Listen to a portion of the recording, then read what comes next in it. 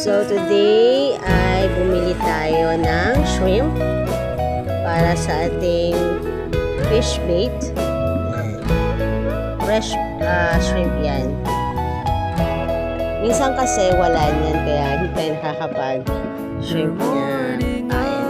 So ayan na siya, nagtatry siyang mag fishing. Pag nag-positive tayo dito, stay tayo dito. Medyo busy kasi ang mga tao ngayon dito, guys. Ayan. Busy sila. So may mga makina na naka-open pa, so nabubula mo din.